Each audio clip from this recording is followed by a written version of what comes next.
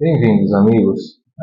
Eu tenho recentemente lido este romance aqui, Jagger Crown, do Wendell Berry. Aqui está na edição da Thomas Nelson Brasil, traduzido para o português. E, enfim, esse romance tem me provocado várias reflexões interessantes. Eu tenho extraído cada dia mais coisas dele, não é? Se vocês me acompanham no Instagram, veem que eu sempre compartilho alguns trechos desse romance. E dois trechos em especial me motivaram a gravar esse vídeo, não é? Sobre o exame da vida, a vocação e a vida cotidiana, porque esse livro tem me feito pensar bastante sobre isso. Inclusive, eu estou já imaginando como eu posso ler esse livro junto com vocês, não é? Estou pensando aí em alguma coisa interessante para fazermos juntos. Mas de momento eu vou gravar esse vídeo um pouquinho mais curto, falando de alguns trechos em especial e que tem a ver com os últimos vídeos aqui do canal, não é? Sobre a santidade no cotidiano, vocação, sentido da vida e o modo como eu consigo perceber isso na literatura, como algumas obras me proporcionam reflexões especiais acerca do sentido da vida, da vocação e de como isso aparece na realidade cotidiana e não fora dela, em eventos extraordinários, não é? O Jagger Crow, o personagem principal desse romance aqui, personagem narrador também, história contada em primeira pessoa, ele é um barbeiro, né? O barbeiro de Port William. Port William é essa cidade fictícia que o Wendell Berry criou para ambientar os romances dele, tá? O Jagger Crow é o barbeiro de Port William, mas aqui nós sabemos dos antecedentes do Jagger Crow. Bom, ele perdeu os pais ainda quando ele era muito pequeno. Ele nasceu em um pequeno enclave ali de Port William, em Goforth. Aí depois uma tia-avó, se eu não me engano, assim, um casal de gente mais velha, acabou pegando ele para cuidar dele, não é? Aí ele foi para Squires Landing, tudo em volta de Port William, nessa pequena cidade. E aí depois esse casal morreu, ele foi para um orfanato, e do orfanato, quando ele cumpriu, acho que 15, 16 anos, ele tentou ir para a universidade, para estudar para pastor inicialmente, aí depois ele mudou de ideia. E aí, como no orfanato ele tinha aprendido o ofício de barbeiro, ele começou a trabalhar como barbeiro. E quando ele saiu do seminário, ele conseguiu, numa outra cidade ali da região, um trabalho, né? Ele ajudou um sujeito a revitalizar uma barbearia antiga, e é mais ou menos aqui em que a gente está. Aqui que eu quero trazer para vocês. Esse jovem, já entrando na casa dos 20 anos, mais ou menos, que trabalha bem, que tem um ofício, mas que não tem raízes. Perceba, ele perdeu tudo que ele tinha de família. Mesmo muito jovem, ele já entrou em histórias cujos capítulos estavam concluindo. E ele estava sem raízes. De algum modo, ele era livre. Ele era livre no sentido que ele podia ir para onde ele quiser, ele tinha um ofício que lhe permitiria sobreviver em qualquer lugar, assim, honestamente, não é? Mas ao mesmo tempo ele se sentia vazio. Em um dado momento, quando as coisas começaram a se estabilizar, ele e o companheiro dele começaram a ter uma boa carteira de clientes, estavam trabalhando bastante. Ele frequentou aulas na universidade, aulas de literatura, porque ele queria ler melhor, ele não tinha outra aspiração profissional com a universidade, mas ele queria ler melhor, queria entender melhor aquilo que ele lia, conhecer mais livros. E quando ele entra nessa estabilidade, ele começa a experimentar um vazio, uma tristeza, dizer assim que nos momentos em que ele ficava sozinho, ele sempre procurou a solidão, porque ele podia ler, ele podia escrever alguma coisinha, não é? Além, depois de trabalhar o dia todo, era uma coisa cômoda, confortável, ainda mais para alguém que viveu num orfanato, né? Num ambiente assim coletivo, vejam. Então eram bons esses momentos. Mas em uma determinada época da vida dele, quando as coisas começaram a se estabilizar nessa nova cidade, ele começou a sentir uma tristeza imensa. Ele não sabia qual era o motivo dessa tristeza, não é? E aí ele diz: acho que é por isso que fiquei tão triste. estava vivendo, mas não estava vivendo a minha vida. Até onde conseguia ver, não estava indo para lugar nenhum. E agora parecia mais e mais que eu não vinha de lugar nenhum. Veja, ele tinha um emprego, ele conseguia se manter, ele conseguia comprar os livros dele, ele tinha um lugar para morar, mas ele não tinha raízes e isso o deixava infeliz.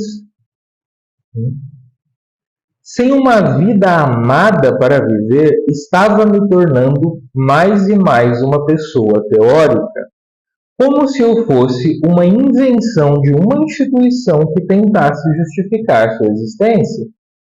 Uma pessoa teórica ignorante de seus próprios palitos, que um dia iria teoricamente a algum lugar e se tornaria teoricamente alguém na vida, estando implicado nisso que, até me tornar alguém, seria ninguém. Essa liberdade do eu faço o que eu quero, eu vou para onde eu quero, eu não preciso me lembrar das minhas raízes, eu não preciso voltar até elas, como se elas não me constituíssem de alguma forma, isso aqui traz um vazio. Percebam então que esse sentido que o J. Bertrand buscava, ele estava justamente na vida cotidiana, numa vida cotidiana construída ao longo de muitos anos, e numa identidade que é também resultado do diálogo, da formação, daquilo que se recebe, de toda a herança recebida, de todas as raízes. Isso não significa, claro, que um sujeito na vida ele não possa ir para um lugar diferente de onde ele veio. Claro que pode. Porém, quando isso é uma fuga, uma tentativa de começar do zero, como se o sujeito fosse um demiurgo da própria vida, ele experimenta esse vazio. Ele não tem uma vida amada, ele está vivendo uma vida, mas que não é a sua. Ele está tentando se criar sem que ele tenha a inteligência divina e sem que ele tenha os materiais suficientes para se criar de algum modo. Ele não consegue, sem frustração, restabelecer a sua vida a partir do zero. Ou seja, parte da vocação, mesmo que de novo ele vá para longe, ele adote uma nova profissão, tudo isso é possível. É possível fazer isso com ou sem sentido. Esse é o meu ponto. E esse é o ponto que eu acho que o J. Bertrand consegue nos trazer. E, no entanto, a sua identidade também, quem você é também é formado pelas suas raízes. Portanto, quem você pode ser, e aqui entra a ideia de vocação e vida cotidiana, quem você pode ser também está nas suas raízes. É necessário esse encontro. Muitas vezes, porque desarraigados nós somos infelizes. Desarraigados nós somos infelizes porque não experimentamos o sentido. Só que aí nós nos deparamos com um problema, porque ninguém que tem a necessidade de se afastar das suas antigas circunstâncias, das suas raízes, das pessoas que conheceu em um determinado momento da vida, ou seja, quem experimenta essa necessidade de ruptura, o experimenta porque as raízes são doloridas. Claro, que não é gostoso estar lá, porque não é agradável. Então, se isso acontece comigo, eu preciso saber, eu preciso ter certeza da necessidade desse reencontro com as raízes. De conhecer o fundamento. A gente já vai ver no segundo fragmento que eu vou trazer do J. Bertrand. O retorno tem que acontecer. Alguns exemplos que nós conhecemos desse tipo de retorno, dessa peregrinação, ainda que seja uma peregrinação na vida interior, no exame de consciência, são, claro, a confissão e também a terapia. Na terapia é isso que a gente tenta fazer. A terapia é um exemplo muito interessante disso. Por quê? Porque nós levamos para a terapia problemas da vida cotidiana, sim, mas sempre pensando na vida como um todo, em quem nós somos e em toda a nossa história. Qual a origem desses problemas? Como esses problemas afetam a minha vida cotidiana hoje e, ao mesmo tempo, como encarar esses problemas pode me ajudar na minha vida cotidiana. Por que eu não consigo fazer determinadas coisas hoje? Bom, porque tem algo aí que me dá medo, que me dói, uma raiz ainda dolorida que precisa ser tratada, a qual eu não pude voltar. Só que eu ainda não percebi. Né? Eu não percebi que o desarraigo é parte do meu problema e não a minha solução. Né? E na terapia a gente tenta fazer aquilo que o Baudelaire falou. O Baudelaire pediu a Deus força e coragem para olhar o seu próprio coração sem desgosto, em algumas traduções sem asco. Porque não é apenas aquilo que ele fez, isso também, mas aquilo que ele sofreu, o que ele gostaria que fosse diferente. E, no entanto, olhar para isso é absolutamente necessário, porque é um exercício de fazer a desobstrução do solo, que impede que as nossas raízes tenham nutrientes, né? Que as raízes vão continuar lá. E, no entanto, elas precisam ser nutridas. E nós temos que fazer com que isso aconteça. E aí, para usar a expressão do J.B. Crow, a gente precisa conhecer o primeiro capítulo. O primeiro capítulo da nossa história, como ele diz, o primeiro capítulo do mundo, não é? Porque o exame dá sentido, o exame mostra o sentido que já existe. E aí diz o J.B. Crow: mas hoje sei que até mesmo naquela época de desespero e angústia, comecei a trazer o meu coração para mais perto das minhas origens. Longe de superá-las, quis me enterrar nelas até conhecer as coisas fundamentais. Eu queria conhecer o verdadeiro primeiro capítulo do mundo. Não tinha um passado para onde podia retornar. Por quê? Porque, bom, seus pais estavam mortos. Os tios que cuidavam dele estavam mortos. Nem um futuro que pudesse imaginar. Porque, pelo desarraigo, por essa sensação de vazio, de angústia, de não ter uma vida, de não ter a minha vida, eu não consigo me projetar no futuro. Eu posso estar ansioso numa expectativa de futuro imediato, das coisas que eu tenho que fazer, mas eu não consigo me projetar a mim mesmo como projeto, como vocação no futuro. Então, nem um futuro que pudesse imaginar, nem família, amigos ou planos. Estava livre. E vejam só a imagem que ele usa, como uma pedra caindo ou uma lasca flutuando. E mais livre ainda, porque não tinha direção para ir. Ou seja, ele estava tão livre que estava perdido. Ignorar esses vínculos, por mais dolorosos que sejam, no caso de J.B. Crow, ele não tem como voltar. Ele pode voltar para os lugares, mas os lugares já desapareceram.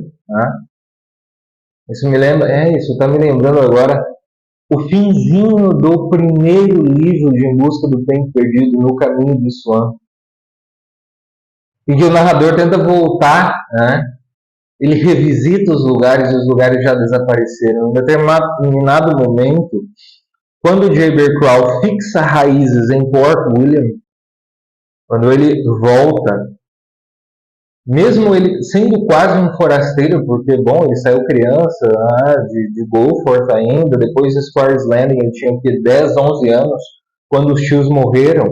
Então ele era quase um forasteiro, ele se formou primeiro no orfanato, depois nessa outra cidade, sem família. Então ele era quase um estrangeiro, mas ele experimentou essa sensação de fixar raízes outra vez. E em um determinado momento ele vai para Goforth, esse lugarzinho que eu disse que era onde os pais dele moravam, e aí ele vê, a única coisa que sobra da casa, os pais morreram bem jovens, era uma chaminé, e o resto estava cheio de mato ali. E ele diz: aqui é a minha casa, eu amo inclusive esse mato. Vejam, não uma tentativa idílica de regressar, mas um encontro com quem ele já é, com aquilo que o formou. Ou seja, nós precisamos, sendo um composto de corpo e alma, ter esse contato com a realidade material, esse contato com as coisas materiais. Nós não somos puro espírito. E, portanto, o habitáculo humano, aquilo que dá sentido, a história, aquilo que a gente pensa, quem a gente quer ser, o que a gente quer realizar ainda, esses aspectos da realidade que nós imaginamos, que nós cultivamos na nossa inteligência, eles também dependem da vida material. Eles dependem do nosso lugar de origem. Eles dependem do biscoito Madeleine com um chá, para trazer o curso de novo. Eles dependem da gente olhar para essas ruínas como Jaeger Crow, para esses espaços em que já não existe mais ninguém. E a gente amar inclusive aquelas ervas daninhas que estão ali. A casa já desapareceu, já não existe mais. Aquelas pessoas já não existem mais. Aqueles que nos causaram as feridas já não existem mais. No entanto, a nossa história, quem somos hoje e quem podemos chegar a ser, a nossa vocação, o que nós devemos fazer aqui, agora, neste momento, na vida cotidiana, que é o único, no presente, que é o único tempo em que podemos trabalhar o nosso caráter de verdade, tudo isso depende dessa biografia anterior. Não se pode fazer sem ela. Não se pode projetar sem o passado. Porque os nossos projetos também se realizam materialmente. Onde nós estamos, com o que nós temos nas mãos. E essa é a necessidade de voltarmos às nossas raízes, revisitarmos a nossa própria história, a fim de que consigamos, na vida cotidiana, abraçarmos a nossa vocação. É isso, meus amigos. Obrigado pela atenção de vocês e até o próximo vídeo.